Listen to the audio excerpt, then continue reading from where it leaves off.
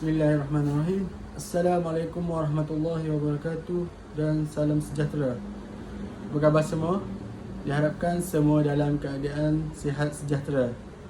Okey, saya perkenalkan diri saya. Nama saya Muhammad Syahri Najib bin Muhammad Syukur, dan bersama dua orang lagi ahli kumpulan saya, iaitu Nur Syafrinas Nabila binti Suhaimi dan Wan Ismahani binti Wan Ismail Fakri, akan membahaskan dan membentangkan tentang tajuk penggunaan gadget dalam kehidupan seharian.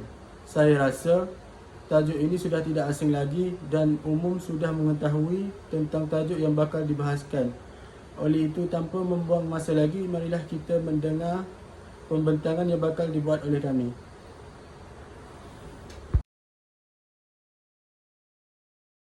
Gadget secara umumnya didefinisikan sebagai alat elektronik yang mempunyai corak yang lengkap dan fungsi yang hebat. Penggunaan gadget ini adalah untuk memudahkan dan meringankan beban masyarakat. Namun, penggunaan gadget ini telah menimbulkan isu yang amat membimbangkan masyarakat. Pada zaman kini, memang tidak dapat dinafikan lagi bahawa penggunaan gadget dalam kalangan masyarakat semakin berkembang. Hal ini kerana teknologi dan komunikasi semakin berkembang maju di negara ini. Secara tidak langsung, penggunaan gadget menjadi sesuatu yang amat penting bagi masyarakat. Telefon, tablet, kamera, headset dan komputer riba adalah antara jenis-jenis gadget yang ada dan sering digunakan oleh masyarakat dalam kehidupan seharian. Kini, memiliki sebuah gadget bukan sudah menjadi sebuah kehendak, namun sudah menjadi sebuah keperluan bagi masyarakat. Tambahan pula, negara kita sedang mengejar negara-negara yang maju dengan teknologi yang canggih-canggih belaka. Selain itu, penggunaan gadget pada masa kini juga sudah menjadi sebuah kebiasaan bagi masyarakat, khususnya pada musim pandemik ini.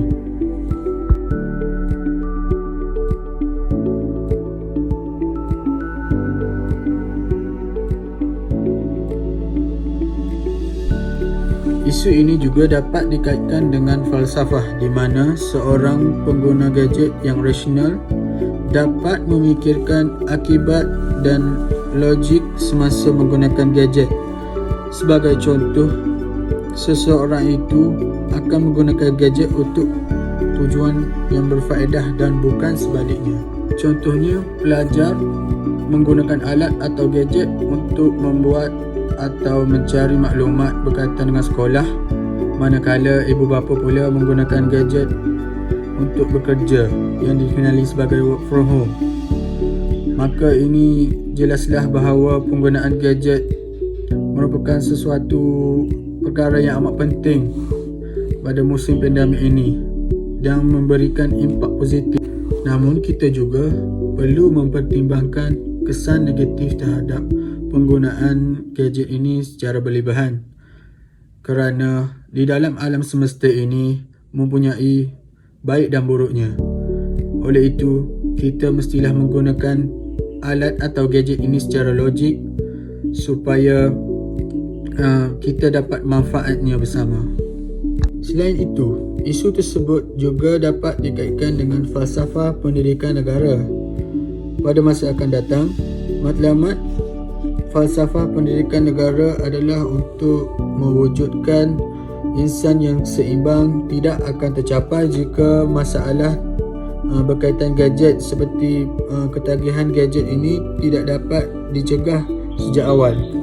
Hal ini kerana penggunaan gadget membawa kesan buruk terhadap masyarakat, terutamanya kepada remaja. Di samping itu, rukun negara juga dapat dikaitkan dengan isu penggunaan gadget. kesopanan dan kesusilaan yang merupakan rukun negara yang kelima dapat dipraktikkan dalam komunikasi masyarakat majmuk. Jika masyarakat dapat memahami dan mengamalkan prinsip rukun negara tersebut semasa menggunakan gadget, maka masyarakat dapat hidup dalam keadaan harmoni dan tanpa kacau bilau. Baiklah, kita akan sambung pembatangan kita dengan topik seterusnya, iaitu punca yang mempengaruhi isu penggunaan gadget dalam kehidupan seharian. Antara sebab yang mempengaruhi penggunaan gadget adalah jumlah kesibukan ibu bapa. Pada zaman ini, kebanyakan ibu bapa bekerja seharian dan hanya pulang ke rumah pada waktu malam. Pada masa yang sama, mereka sering terlibat dalam menguruskan hubungan keluarga seperti keperluan asas keluarga, hal peribadi dan urusan rumah tangga, dan ini tidak mudah bagi mereka untuk melakukan kerja mereka sambil menjaga anak mereka. Hasilnya, mereka akan menggunakan gadget sebagai alat utama untuk menghiburkan anak mereka ketika mereka menguruskan hal-hal mereka. Sebagai contoh, ada ibu bapa tertentu dengan sengaja memberikan alat untuk anak-anak bermain sehingga mereka dapat menyelesaikan beberapa tugas, sementara pemikiran anak-anak tertumpu pada alat, dan perkara ini secara tidak langsung menjadikan kanak-kanak ketagih dengan alat. Akhirnya, dapat dilihat bahawa kesibukan ibu bapa menyumbang kepada lonjakan isu penggunaan gadget berlaku dalam negara ini. Selain itu, tekanan sosial juga menyebabkan masalah penggunaan gadget berlaku. Remaja adalah kategori orang yang paling mudah dijangkiti dengan sering mempunyai minat yang tinggi, dan hal ini sangat mengganggukan jika mereka terdedah kepada keganasan gadget seperti buli cyber, melihat laman web pornografi dan sebagainya. Namun, ini dapat diselesaikan sekiranya ibu bapa memberi sepenuh perhatian terhadap aktiviti seharian remaja. Ibu bapa juga diharapkan untuk meluangkan lebih masa bersama anak-anak mereka. Selain itu, punca yang dapat dikenal pasti adalah pengaruh rakan sebaya. Kita mungkin mempunyai rakan-rakan yang suka menunjuk barang kepunyaan, dan ini adalah suatu perkara biasa. Tetapi inilah yang berlaku dan menyebabkan terdetik di hati kanak-kanak atau remaja untuk mempunyai barang seperti rakan-rakannya itu. Bukan itu sahaja, rakan sebaya juga menjadi faktor penting kepada ketagihan rakan sebaya mereka akan sesuatu. Contohnya, permainan online. Banyak remaja menyatakan bahawa mereka ketagih dengan gadget ini disebabkan rakan mereka yang suka mengajak mereka untuk bermain game bersama-sama dan tidak belajar. Jadi jelaslah bahawa faktor rakan sebaya ini juga merupakan punca bagi isu peningkatan penggunaan gadget di negara kita ini. Gadget sebenarnya mampu memberi kesan positif kepada pengguna. Namun, setiap perkara mempunyai kebaikan serta keburukannya yang tersendiri. Begitu juga dengan penggunaan gadget.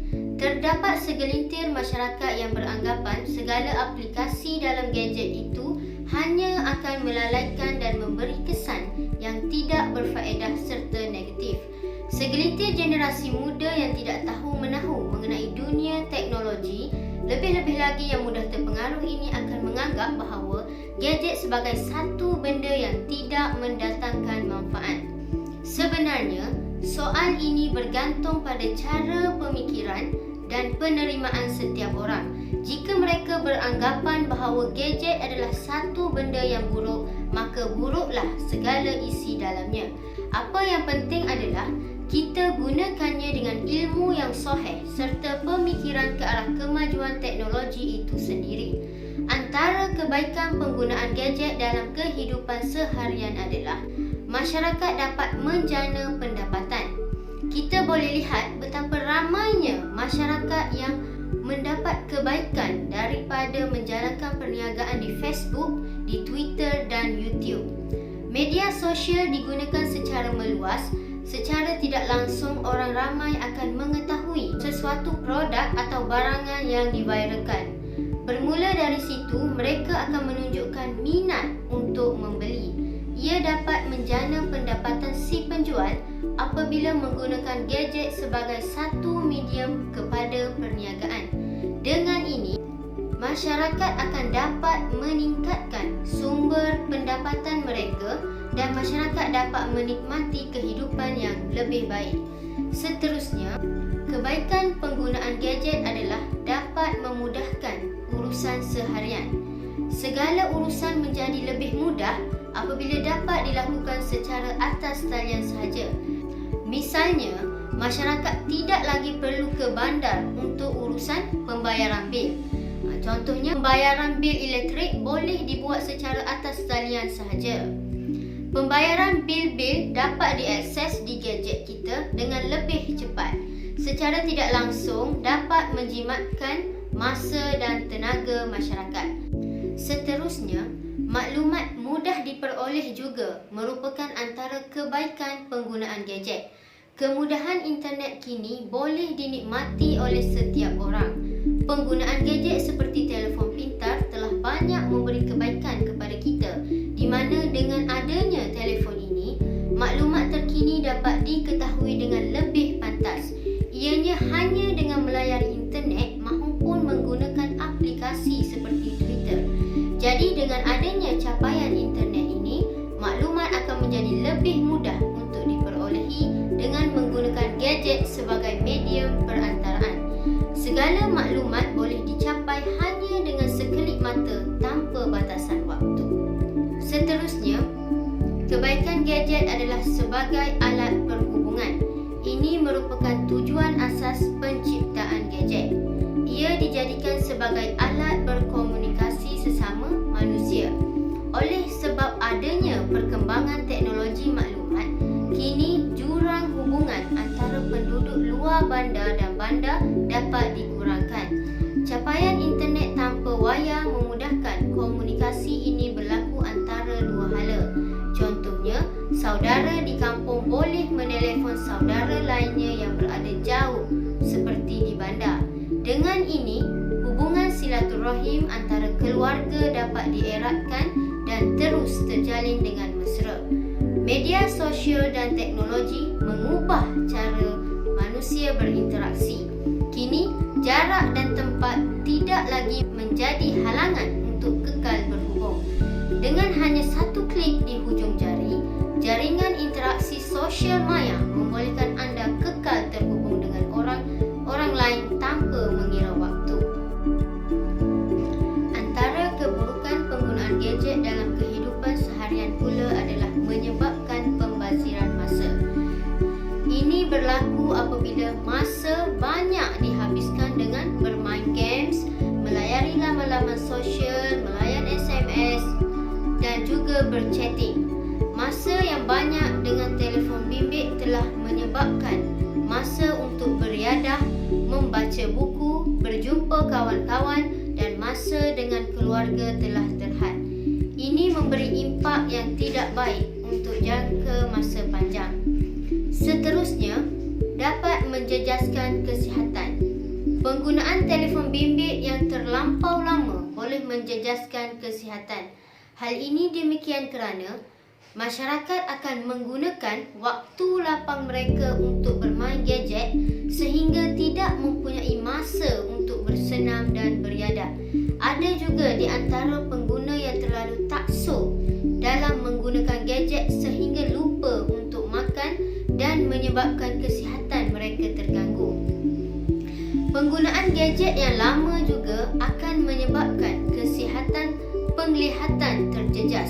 Hal ini kerana mata terpaksa bekerja kuat dan akan menjadi cepat letih kerana memberi fokus yang terlampau lama pada skrin telefon. Bahu dan tengkuk juga akan terasa sakit akibat lama menunduk menghadap telefon bimbit. Di samping itu juga, sinaran radiasi juga dikhawatiri mampu untuk mengganggu kesihatan dalam jangka masa yang panjang. Keburukan penggunaan gadget yang seterusnya adalah menjejaskan pelajaran. kepada para pelajar di mana pelajaran mereka boleh terjejas sekiranya masa yang diperuntukkan untuk mengulang kaji pelajaran telah diganti dengan masa melayan telefon bimbit. Ianya sekaligus telah melalaikan mereka. Pelbagai aplikasi yang terdapat dalam telefon bimbit seperti Instagram, Netflix, Twitter dan banyak lagi lebih menarik minat mereka daripada menghadap buku pelajaran. Sekiranya pelajar membawa telefon bimbit ke dalam kelas, perkara yang lebih buruk akan berlaku di mana tumpuan kepada apa yang diajar oleh guru akan terjejas. Kebenaran untuk membawa telefon bimbit ke sekolah adalah sesuatu yang perlu difikirkan oleh semua pihak. Daripada artikel ini, kita dapat lihat betapa besarnya masalah ketagihan dalam penggunaan gadget dalam kehidupan seharian. Oleh itu, ibu bapa perlu mengambil inisiatif yang lebih bijak bagi menangani masalah ini agar tidak berlarutan. Pihak-pihak berkenaan juga seperti badan-badan NGO perlu mengambil berat atas isu ini dan sama-sama membantu memantras gejala ini hingga ke akar umbi. Seterusnya, kita sudah lihat punca-punca dan kesan-kesan penggunaan gadget dalam kehidupan seharian.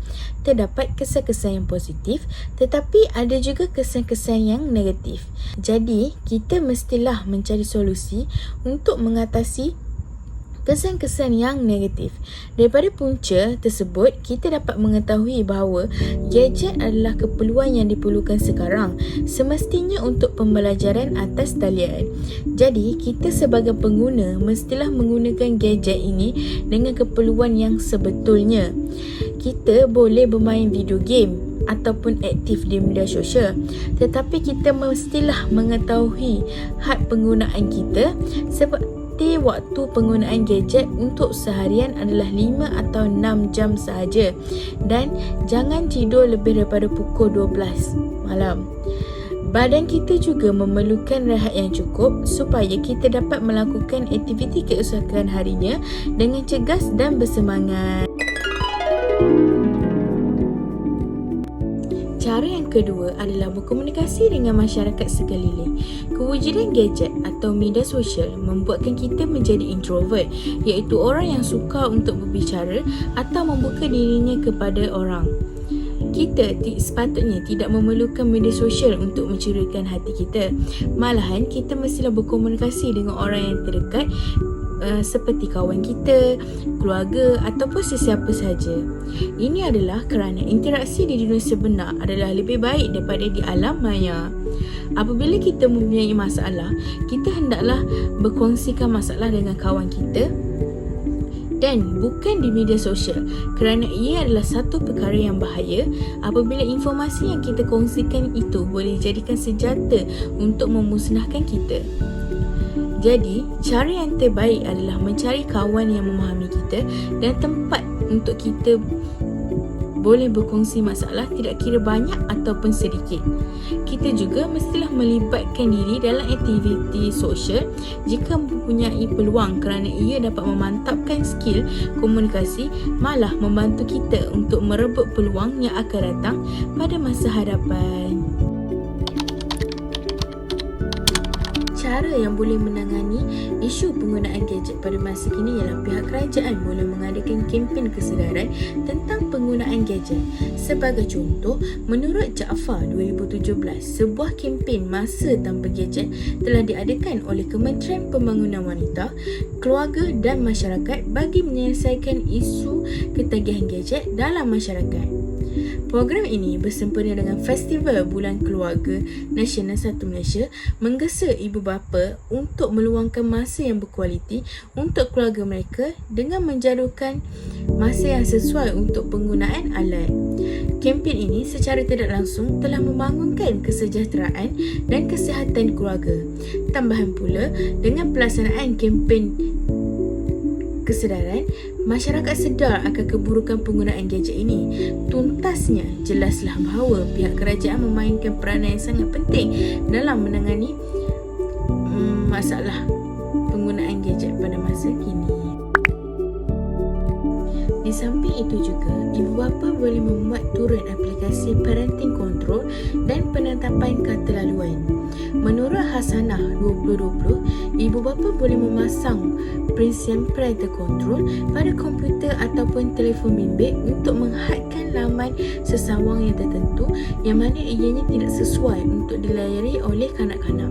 Ibu bapa juga boleh memuat turun aplikasi yang dinamakan Google Family Link for Parents di telefon mereka dan anak-anak bagi mengawasi setiap aktiviti kanak-kanak. Ibu bapa juga dapat memantau anak-anak walaupun tidak berada bersama mereka. Menetapkan had umum. Shima Diana dan Siti Mazhar 2018 berpendapat bahawa pendedahan awal kepada gadget kepada kanak-kanak mungkin kurang sesuai kerana kesan buruknya kepada perkembangan dan kesihatan kanak-kanak. Kaedah pembelajaran yang semula jadi lebih sihat dan membantu perkembangan kanak-kanak daripada pembelajaran berasaskan peranti. Oleh itu, ibu bapa sebaiknya menetapkan had umur anak-anak agar tidak menggunakan gadget pada tahap umur yang terlalu awal. Hal ini amat penting supaya anak-anak tidak terlibat dengan ketagihan gadget dan perlu menerokai perkara lain yang lebih bermanfaat mengikut pada tahap umur mereka masing-masing. Cadangan lain yang boleh menangani isu penggunaan gadget dalam kehidupan seharian ialah yang pertama, mahkamah juga perlu menjatuhkan hukuman berat sebagai pengajaran kepada mana-mana pihak yang berhasrat melakukan perkara yang boleh menggugat keselamatan negara. Yang kedua, pihak media perlu menyebarkan iklan tentang kesan penggunaan gadget yang berlebihan melalui media massa bagi memberi kesedaran kepada golongan masyarakat. Seterusnya, memasang sistem keselamatan ke dalam setiap gadget bagi menghalang penjenayah cyber dari mencuri maklumat peribadi seseorang. Akhir sekali, mewujudkan polis cyber untuk mengesan laman web yang menyebarkan perkara-perkara negatif seperti berita palsu, pornografi, ajaran sesat dan sebagainya. Jadi, kesimpulan yang saya dapat simpulkan ialah sebagai pengguna gadget, kita mestilah pandai menggunakan alat ini dengan sebaiknya kerana jika kita salah menggunakannya, ia akan menjadi duri dalam daging kita. Jadi, janganlah kita menjadi seperti nasi yang telah pun menjadi bubur, barulah kita hendak menyesal dengan perbuatan kita. Gadget adalah satu anugerah yang sangat berharga kepada kita. Kita mestilah bangga dengan kemajuannya dan menggunakan anugerah ini dengan sebaiknya. Jadi, kita boleh membuat kesimpulan tentang penggunaan gadget dalam kehidupan seharian adalah penting jika kita menggunakan ia dengan betul. Malah, ia boleh memberikan lebih banyak kebaikan untuk manusia pada masa hadapan. Namun, jika digunakan dengan sebaliknya, ia menyebabkan kita menjadi manusia yang mundur. Oleh itu, sudah terang lagi bersuluh, gadget mempunyai peranan yang sangat penting dalam kehidupan seharian kita. Namun, kita harus pandai mengawal penggunaan gadget sebelum kita menjadi taksub terhadapnya. Semua pihak haruslah memain peranan masing-masing dalam mencegah isu penggunaan gadget sebelum isu ini menjadi lebih berleluasa. Jika semua pihak menjalankan tanggungjawab masing-masing, maka kita dapat mewujudkan sebuah negara yang aman, damai dan harmoni serta dipenuhi dengan rakyat yang sihat-sihat belaka. Walaupun kajian lepas banyak menunjukkan bahawa penggunaan gadget dalam kalangan kanak-kanak juga boleh memberikan kesan yang buruk, namun ramai ibu bapa bersetuju penggunaan gadget tidak dapat dielakkan disebabkan sesi pengajaran dan pembelajaran terpaksa dilaksanakan secara atas talian, terutama semasa perintah kawalan pergerakan mula dikeokasakan disebabkan pandemik COVID-19 melanda negara. Hal ini menyebabkan kanak-kanak lebih terdedah dalam penggunaan gadget.